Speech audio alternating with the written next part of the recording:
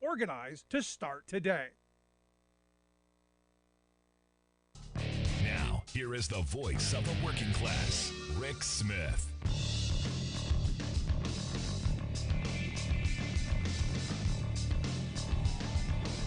And welcome, brothers, sisters, working class heroes. This is the Rick Smith Show. Thanks so much for being here today on the big program. Lots to get to, lots to talk about. Sure you've heard. Sure the news covered it extensively. I'm sure the mainstream corporate-controlled right-wing media got all over the fact that our Environmental Protection Agency proposed a new rule. Gonna get rid of lead pipes. Evidently, we've got about 9 million lead pipes still floating around. And look, understand, we know lead's not good for us. We know it. But here's the other part of this. We know that the lead pipes are probably in poverty-ridden areas, so most people don't really care, which is why you probably didn't get to see it on the corporate-controlled mainstream right-wing media. Probably didn't get to see that at all. But, I read this report, and I'm like, hey, this is a great idea, because, one, we're going to get rid of lead pipes. And been talking about lead my entire life. So the fact that they're proposing in the next 10 years to replace all of them sounds like a great idea. We might save a generation of kids from lower IQ scores and all of the other things that happen. But yeah, don't get too excited, because our Supreme Court, they're about ready to destroy regulatory oversight. So maybe these kind of proposed rules, that can never come into effect. Because what does the EPA know about water? Of course, we've got 6 right-wing judges. They know everything. So I had to throw that out there because, look, the sad reality is this administration is doing some really great stuff, and we're not hearing an awful lot about it. Not at all. Now, I wanted to start today with an email that I got from William. And look, I've been getting a lot more email now that we're winding down the live radio program. But William sent me this email, and it's one of these things that, look, I'll tell you, it's right in my wheelhouse. So thank you, William. But he says, quote, we need a generational understanding that greed is not good. I think I've said that. He quotes Ben Franklin. The poor, he said, have little, beggars have none, the rich too much, enough, not one. And that's one of the, I think, Poor Richard's Almanac, one of the things in there. I don't know if Ben actually believed what he was saying, but it makes sense. And he asked the question, what happened to the wisdom of Ben Franklin and past generations? He says, we were once a nation with one of the most balanced economies in the world, but that was generations ago. He said, we have greedy corporations gouging us blind and political leaders who are corrupt. How did we get here and who is responsible is a question that must be answered. How did we go from a nation with broad shared prosperity to one with haves and have-nots? Republicans have brought us tax reform and Democrats brought us bad trade deals. Who is fighting for the little guy? The working guys and gals like us. He says rampant greed by the wealthy, corporations, and a Republican Party ruled by a tax-cheating grifter. That's a start. How are we to fight back, he asks. The deck is stacked, and we, the little people, are being crushed, and it feels like no one cares. Now, here's the thing. I read through all of that, and the part that grabbed me is the no one cares. The fact that a lot of working people believe that no one cares, that their struggles, that their sacrifices, that their hard times, that nobody cares. And you can blame that on a political class that's worried about continually funding their next election. You can blame that on a news media that, if it bleeds, it leads. If it's divisive and feeds the outrage, then clearly something we have to talk about. We don't talk about policy anymore. We don't talk about the things that maybe, I don't know, might make our lives better. And this, William, is where we We founded this show on this idea. The idea that working people would have a voice, a place to share thoughts, ideas, to want to talk about the things that will make lives better. So if you believe no one cares, understand that I care. And that there are millions of people out there who do care. And that if we come back somewhere closer to the sane, put aside all the crazy stuff that we're force-fed daily. We have to figure out how to solve real problems. We have to figure out how we make sure that we have an economy that works for all of us. Because, as I've said before, the reality is we're heading towards very significant changes in our economy. And the question that keeps coming back up for me is, what good is an economy if it doesn't support the working people, if it doesn't give you opportunities to move ahead, if it doesn't reward hard work, if it doesn't, I hate using the adage, but it's what I grew up believing, that if you worked hard, played by the rules, that you actually got ahead. So when I hear people say no one cares, and I heard this a lot when we did our Working Class Heroes tour, it makes me go, well, maybe we should be getting more involved. Maybe we should be demanding more of the things that will make our lives better and ignoring most of the things that rip us apart. I say all the time, we should be fighting for things that make life better and stop fighting over nonsense.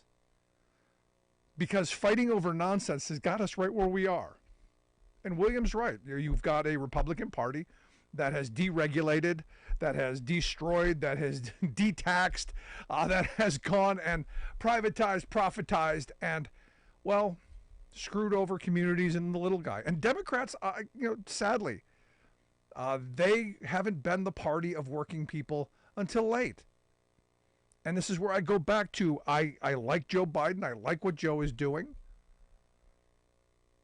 I like the policies that are coming out.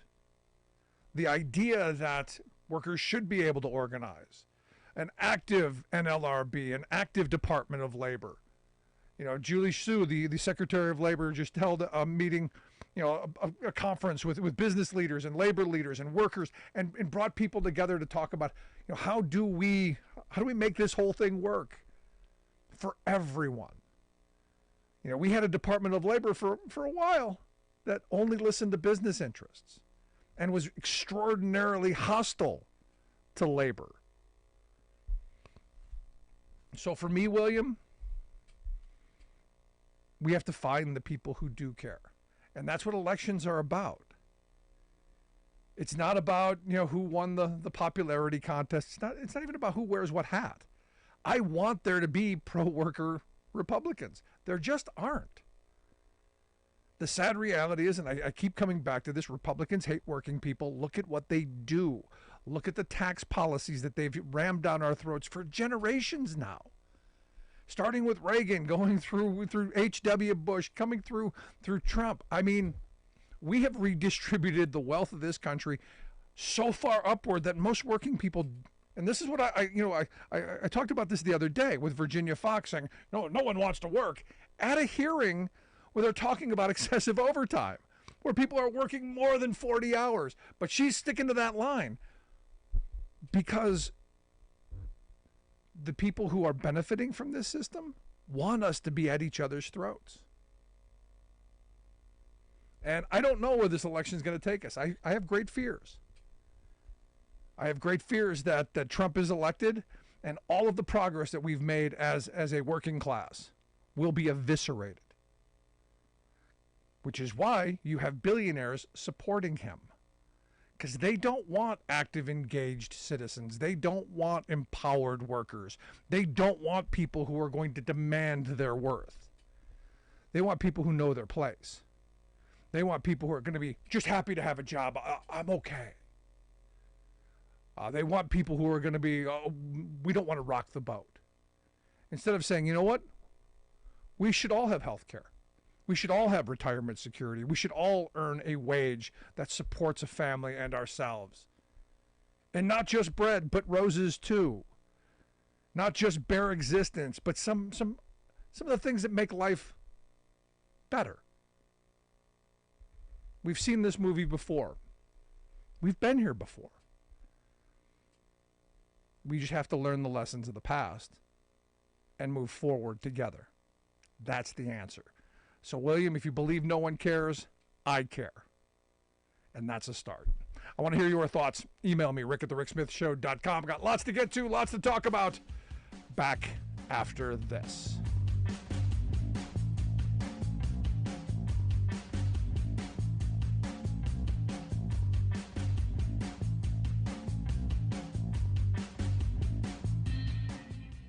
We are AFGE, the American Federation of Government Employees. We represent 700,000 federal and D.C. government workers who are the vital threads of the fabric of American life. We support our nation's military. We take care of our nation's veterans. We protect our nation's borders. We respond to our nation's crises and natural disasters. We provide services to our nation's seniors. The American Federation of Government Employees. We work for America.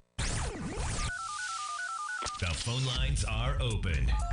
Give Rick a call at 1-866-416-RICK.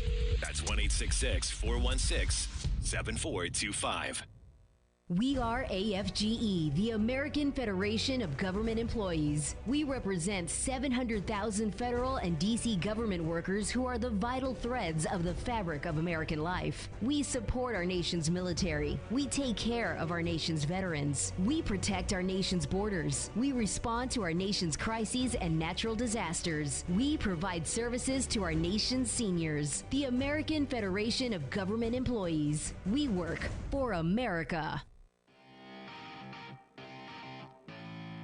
Welcome back to the Rick Smith Show. Now, here is Rick Smith.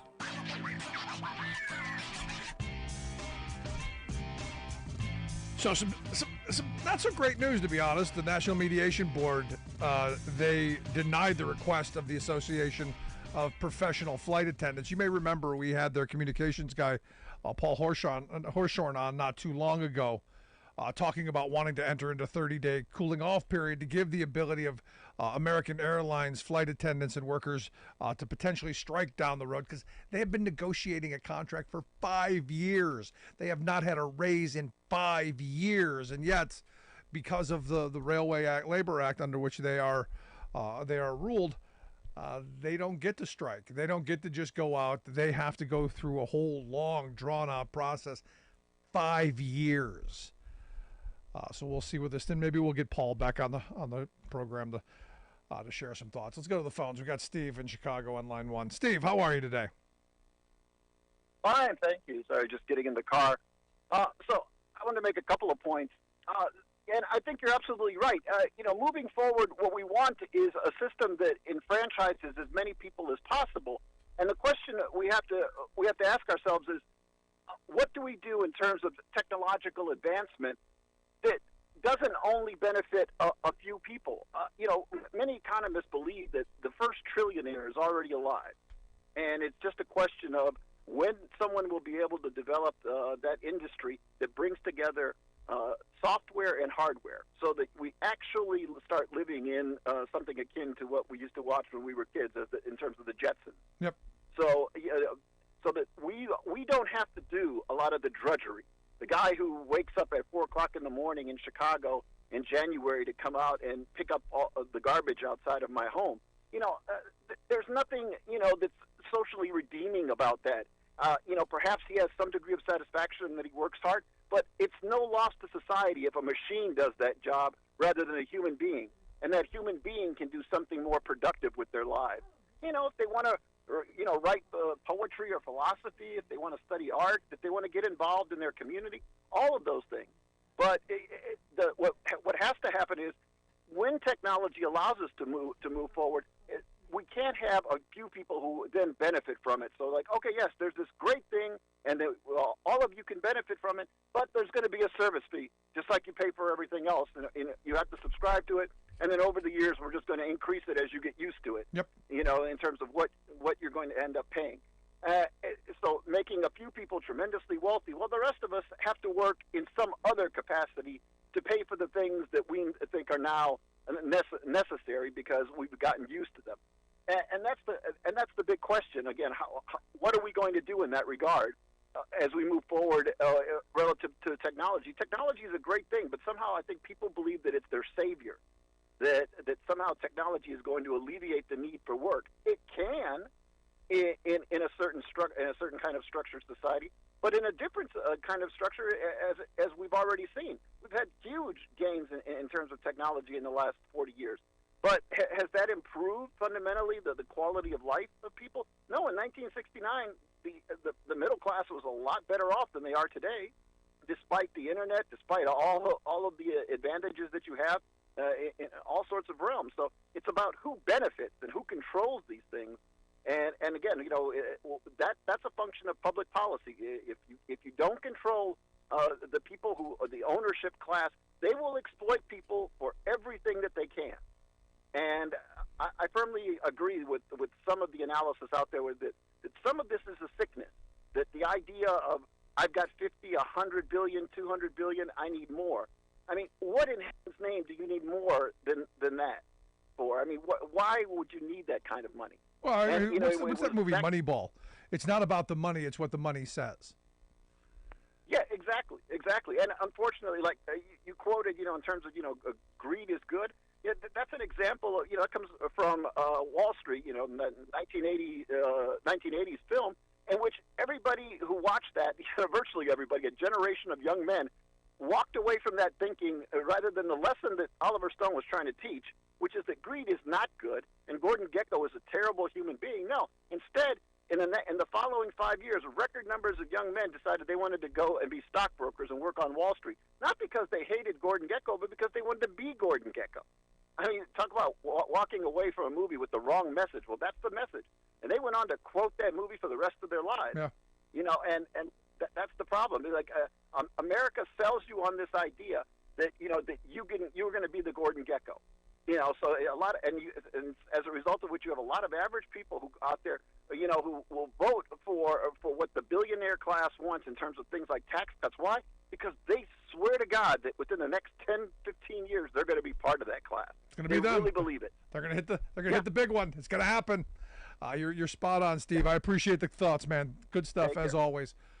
And look, not just taking it from Gordon Gekko. I swear, every one of those books I read as a kid, like 1984, everyone took the wrong message. It wasn't a playbook of what to do.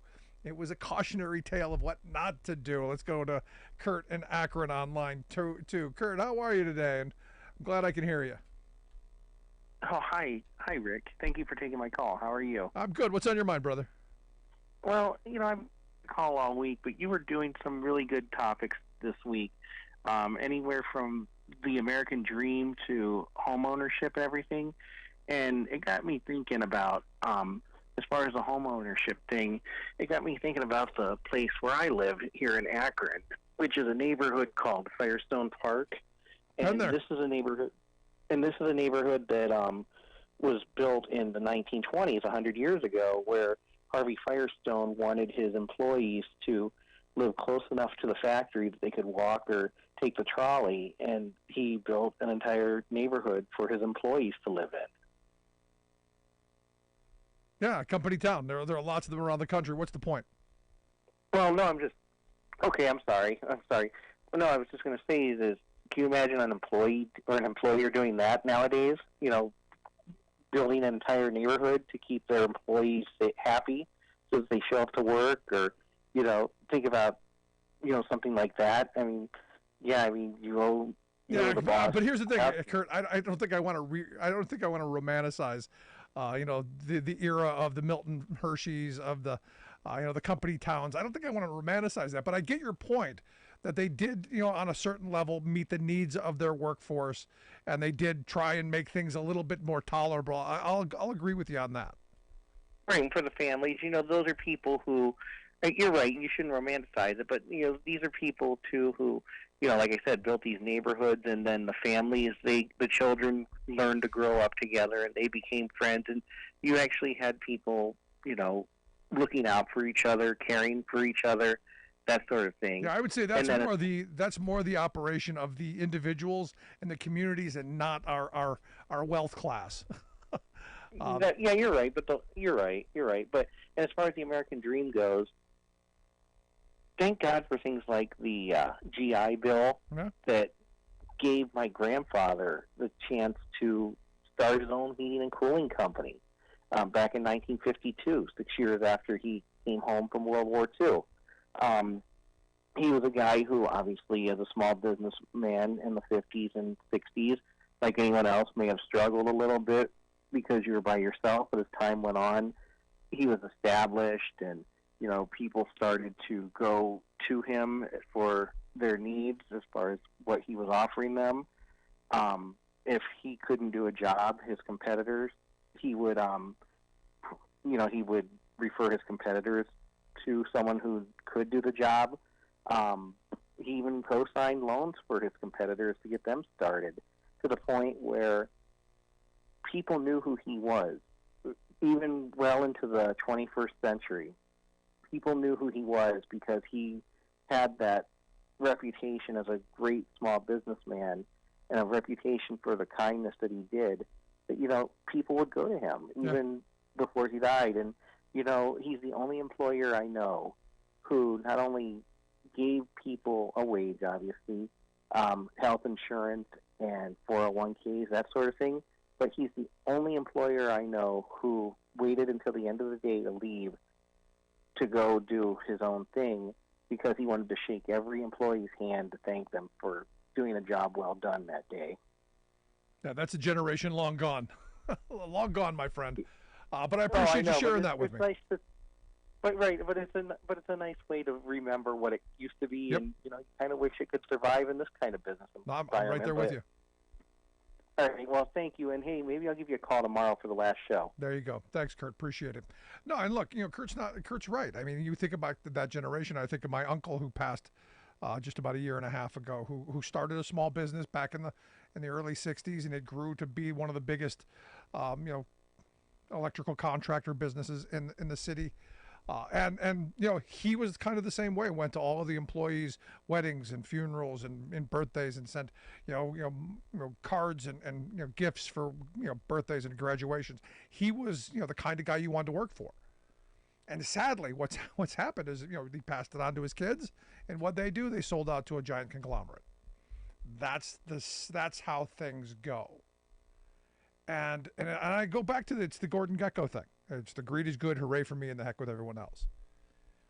And I think Kurt's right. How do we get back to a time where you would send work to your competitor if you couldn't do it, to ensure that people got what they needed? That sense of community. I don't know. I'm not sure that that'll ever come back, but I'm hopeful that we will come back together. Because look, I think back to the time that Kurt was talking about, building the rubber barons, building company towns. There was camaraderie, there was solidarity in those towns.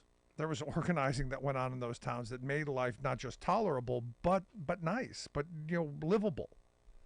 And I'm not going to give credit to the Fords and the Milton Hersheys and the Firestones, but to the people. And I think even in this moment, I think we can organize and make life better. Just my thought. So if as I said at the beginning, if William believes no one cares, maybe we can show it. Just my thoughts. Want to hear yours? Email me, rick@thericksmithshow.com. Lots to get to. Right back after this.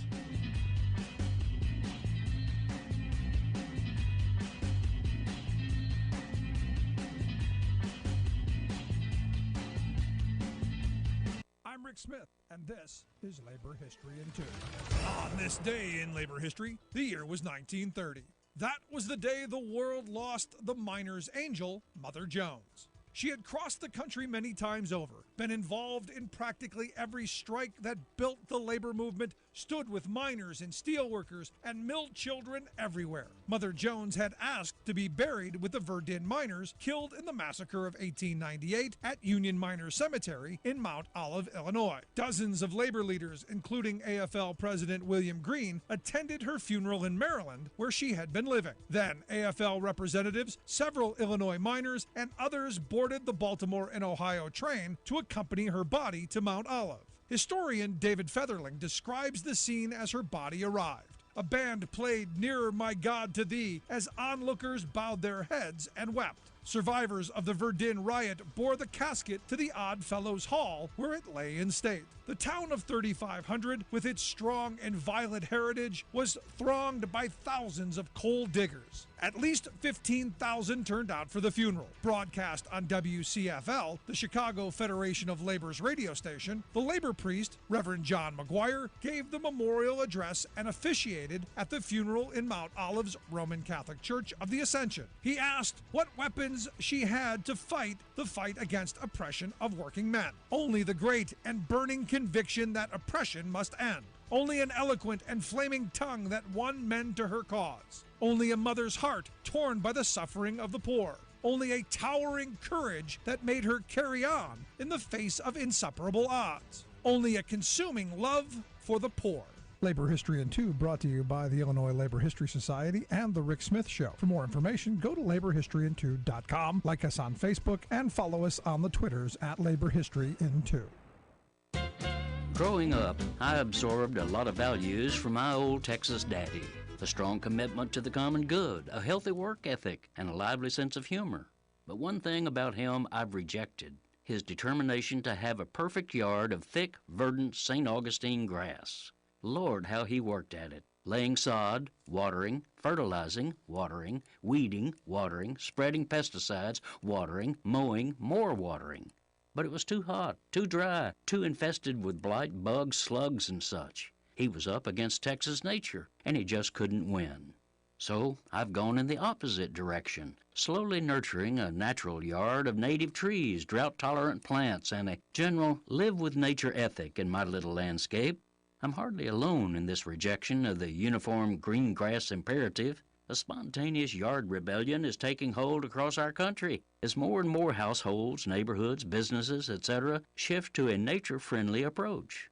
A particularly encouraging push for change is coming from school kids, elementary level through college, who are appalled by the poisoning of our globe and organizing locally to do something that both makes a difference and makes a statement. One exemplary channel for their activism is a student movement called Rewild Your Campus. Of course, some people consider wild yards to be scruffy, ugly, unruly. That's their choice, but some also insist that tidy grass lawns must be everyone's choice. So they proclaim themselves to be the yard police, demanding that cities and homeowner associations make green grass uniformity the law. They file busybody lawsuits and run right-wing social media campaigns targeting people and groups that disobey. This is Jim Hightower saying, these attacks are silly because they are silly, and also because they're attacking the future. To work for yard sanity and choice, go to rewild.org.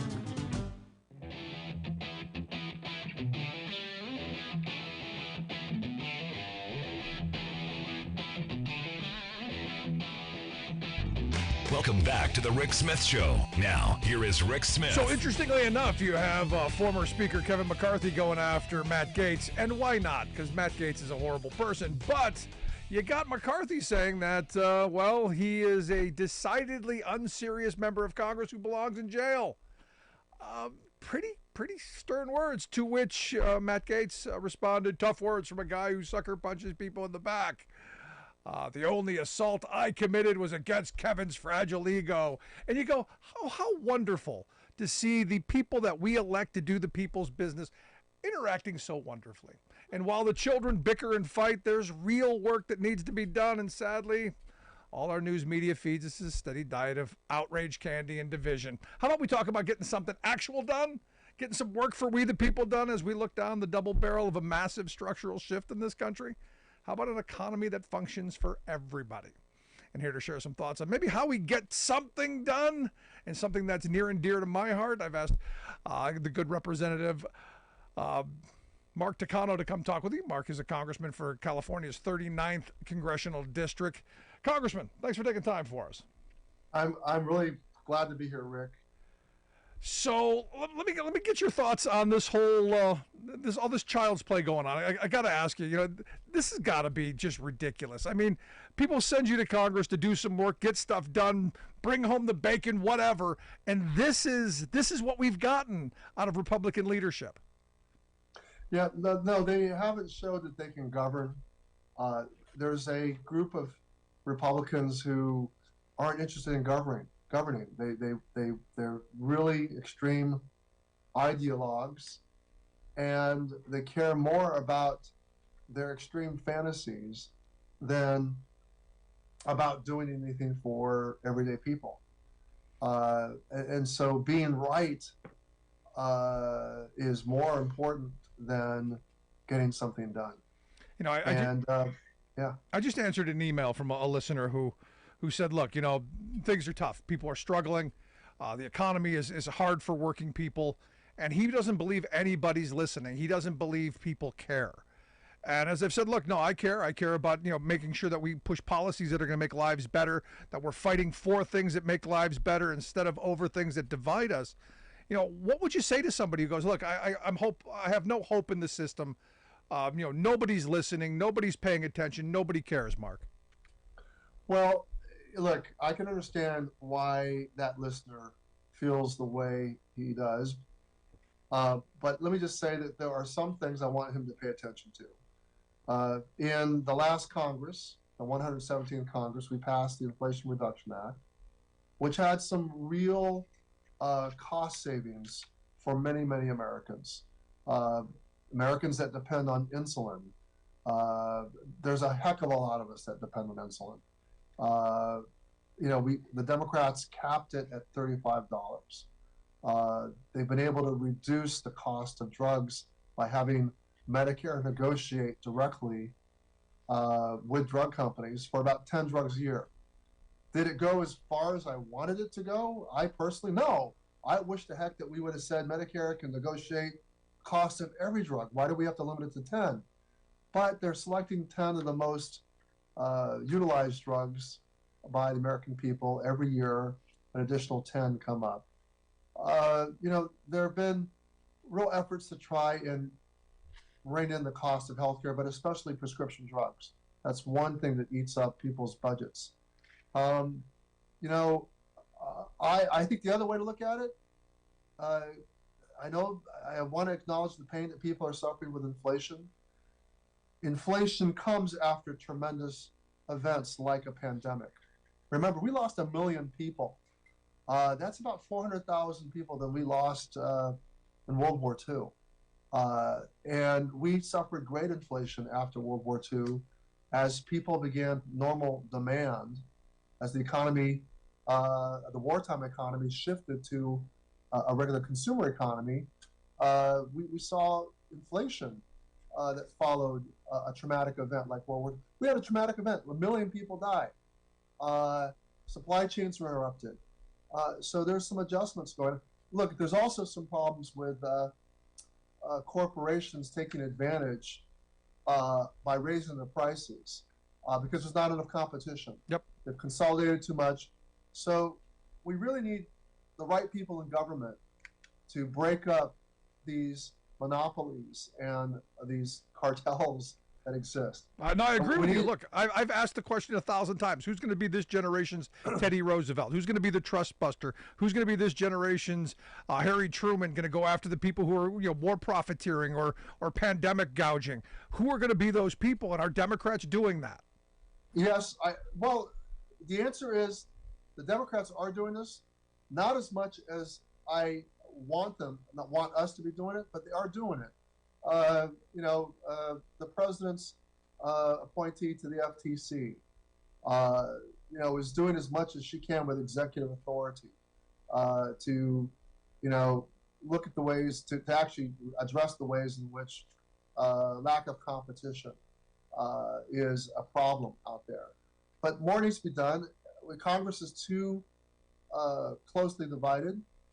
But I actually kind of see even some voices on the right who are also understanding that this consolidation, lack of competition, monopolies is not the word, but you know, too much consolidation where there's too few players and not enough competition is driving up prices. But look, the other way we can help the American people is to make sure that their wages and their salaries are able to grow. And we can do it in a couple of ways. There's 3 ways we can do this. One is to raise the minimum wage. And whenever we get a minimum wage on the ballot in some state, it usually wins. Correct. Even in Florida, it was winning. Correct. The other way to do it is to increase, is to make sure that people have a right to overtime pay. And the way overtime pay works is that if you make less than a certain threshold, you have a right to earn overtime pay. It's called the overtime threshold. Unfortunately, that threshold for many decades was allowed to stay at a certain level. $23,660. Okay, thank you. You know that level. It needs to be raised so that more people are eligible for overtime pay.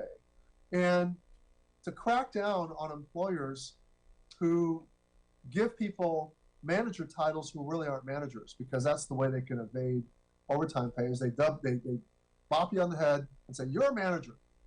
And managers have to work overtime with no pay. Right. We'll make you in charge of a McDonald's, and you work 60 hours a week because you're the manager of McDonald's. You're really mopping the floors, flipping burgers, doing everything else that regular line workers are doing.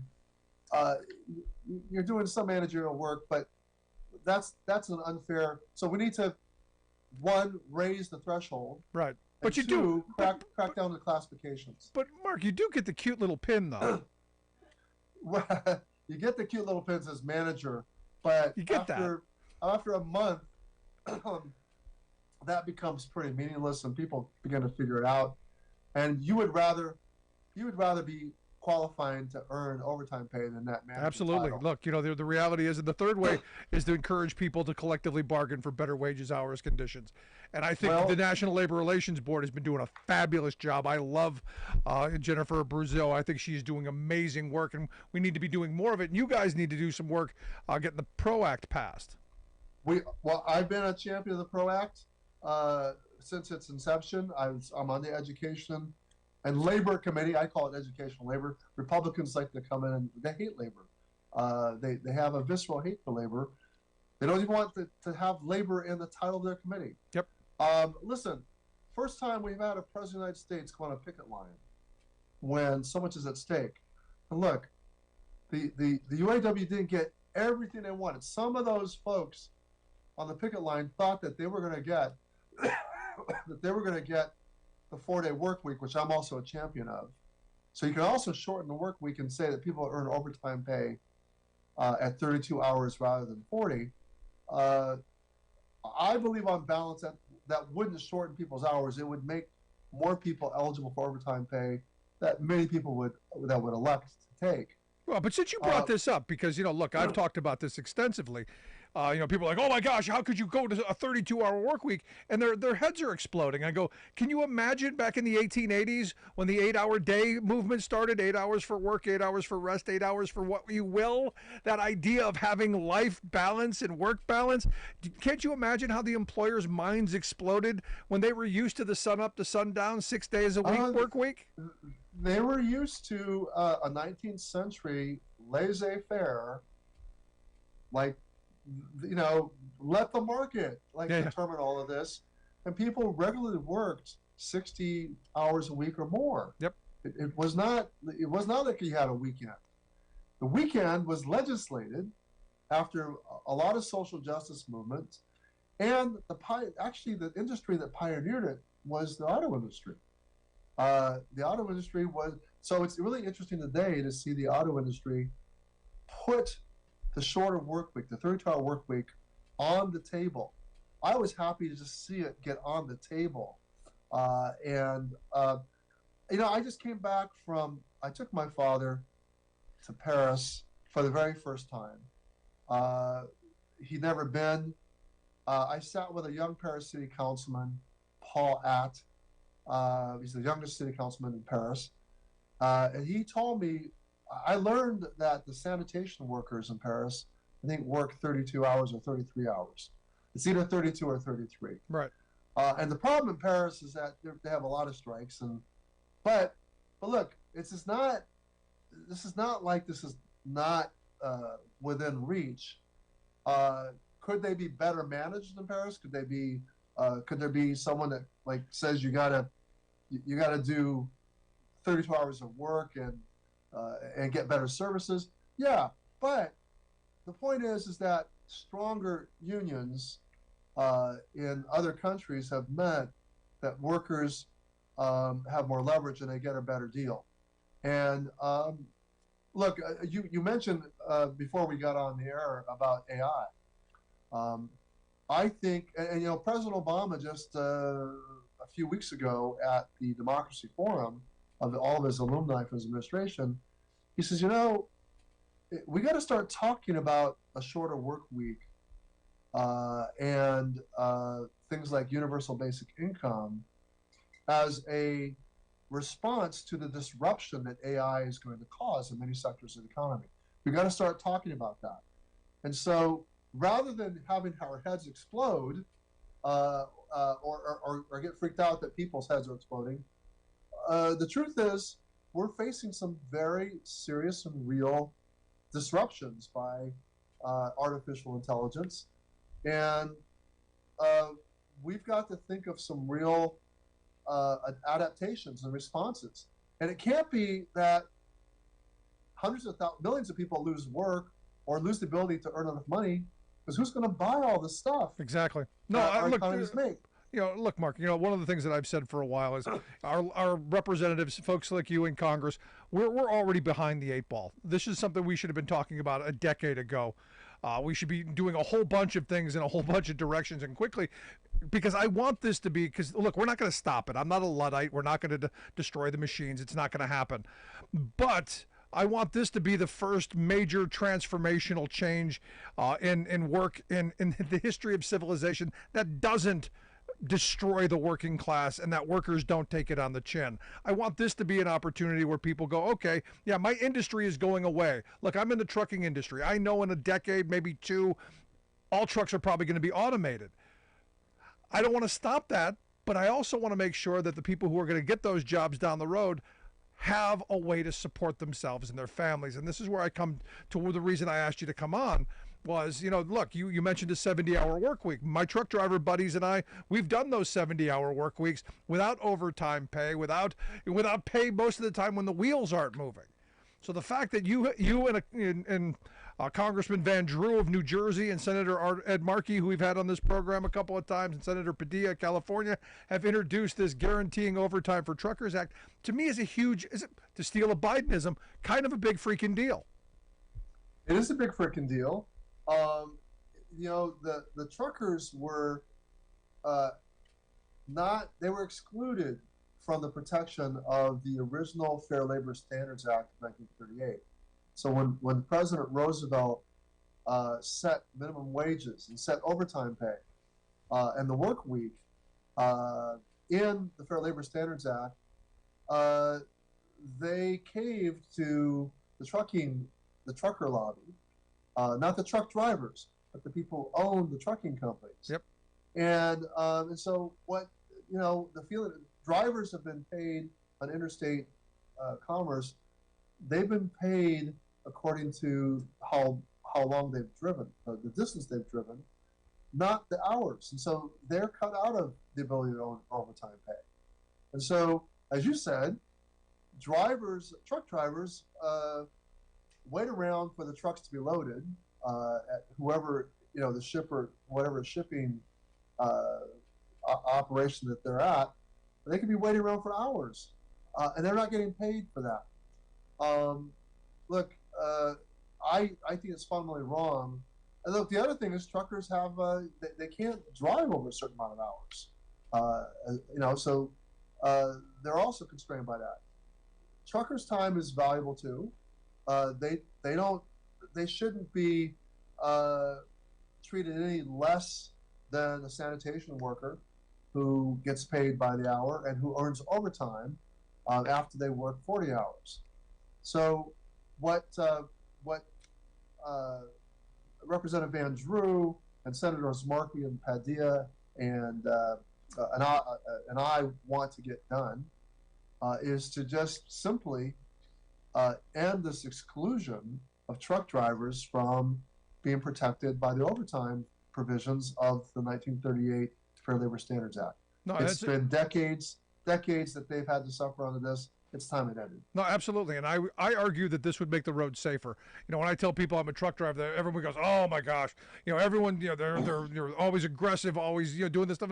I go, that's because the wheels got to keep moving. And the faster those wheels move, the more money they make. You take that incentive away, that piecemeal incentive away, you're going to have safer drivers. You're going to have people who are, I think, going to be more conscious about their craft and not, I got a deadline I got to get to so I get this bonus or all of the stuff that comes out of it. So I think this is a good first step in helping the industry. Yeah, and I think the other part of it is that we've got to structure somehow the cost of this movement so that the shipper and the receiver also bear the brunt of that cost of how long that driver is waiting around for it to be unloaded or to be loaded. I mean, there are other ways to exact more efficiencies out of what we currently have by making the receivers and the shippers more incentivized to be more efficient. What do you say to the person, though, Congressman, that says, well, you're just going to hasten the move to AI, you're just going to hasten the automated vehicles, and they're going to want to get rid of drivers? What do you say to that argument? Well, I wouldn't get too exercised about that for the trucking industry yet. I mean, there's a tremendous amount of infrastructure that has to be laid out to make driverless infrastructure, driverless commercial trucks viable. I've seen cities up and down California not really thrilled about driverless taxis. You think? It's not ready for prime time, and I don't know how fast prime time driverless truckers are going to trucks are going to be. No, I keep saying all the time. I go, look, I can't get Netflix to not buffer, and I've got the best internet you can buy in my neighborhood. You want an 80,000-pound vehicle careening down the road on the inner tubes that can't play, a movie on my TV? Yeah, well, look, what I do think will happen is that there may be a lot more automation and efficiencies being introduced at the shipping facility to shorten these wait times that the drivers have. I mean, I think there's a lot of things that it makes sense for the transportation folks, the transportation businesses to eke out more efficiencies than try to automate the driving. No, you're spot on. No, that's probably the biggest point in all this. Make those drivers' time valuable and cost the shippers, and you'll see them getting people moved really quickly. And that driver shortage we're told exists would kind of go away. You listen to the Rick Smith Show. Here with Congressman Mark Takano. He's a representative from California's 39th Congressional District. Before I let you go, I got to ask you, you're the ranking member on the Veterans Affairs Committee. I know you got some legislation moving to try and help with veteran homelessness, which is very important, and help with getting the care that veterans need. Walk me through what's going on these important fronts. Because look, I think bipartisan. I think everybody wants to make sure that, or at least I hope, everyone wants to take care of our veterans. We have something called the Home Act, which I'm grateful for the Republican majority for bringing down on Monday to the floor. But it should have been brought to the floor several months ago. What it would do is basically increase the per diem compensation to the local nonprofits that get veterans off the street and into motels and hotels for temporary housing. We actually brought down the rate of homelessness during the pandemic, believe it or not. Biden was able to do this because we had emergency adjustments to those rates. And those rates went away once the health emergency went away. And I said, look, we were having such great success at getting veterans into housing, temporary housing, get them off the streets. Why don't we just continue this? Because it's not a huge part of it's in the millions, not in the billions. Republicans did not want to continue it forever. They said, well, we'll do it for 18 months. Well, we had an 18-month agreement like 6 months ago. And as you know, we had like this latest debacle with a speaker election that lasted for nearly a whole month. we lost floor time. So look, I want to get this bill done by Christmas. That's my thing. I would like to get it done by Christmas. I think the American people are really upset, get really upset about homeless veterans, especially in these winter months.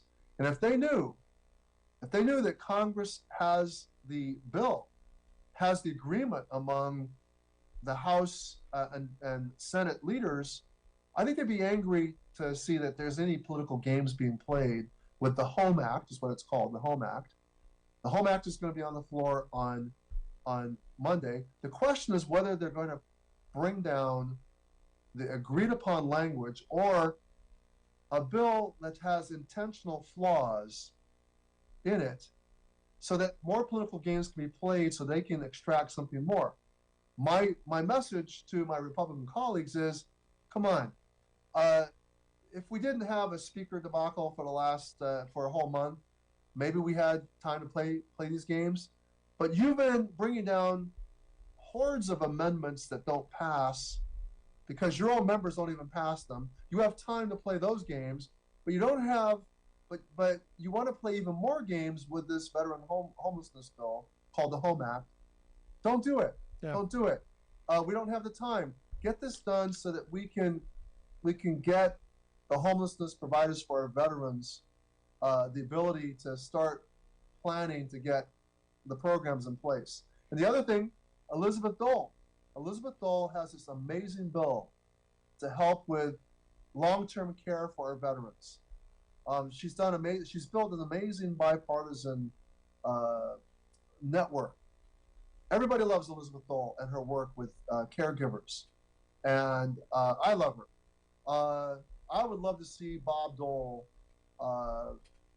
He died just a few days after Monday next week.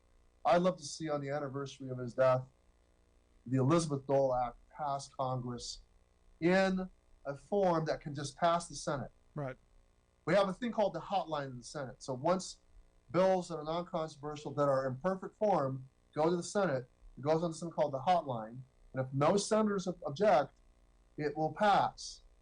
I want the House Republican leadership to allow hotline-ready bills, the Home Act and the Elizabeth Dole long-term care bill, to come to the floor. We've already come to an agreement on, but don't play any games. Don't put down any flawed language that the Senate has to fix, and then we gotta spend many more weeks on this. Let's get this done by Christmas. Let's get a Christmas present for our veterans. There you go. Look, you're much more charitable to the other side than I would be. We don't have time for those games. We don't have time because there are people who are struggling. There are veterans who are homeless, and there are people who aren't getting what they need. We've got hungry children thanks to this stuff. I'm not as charitable as you, but we do need to get work done. Representative Takano, I appreciate you taking time for us. Keep up the great fight, and I hope you come back and talk to us again. Oh, I love this.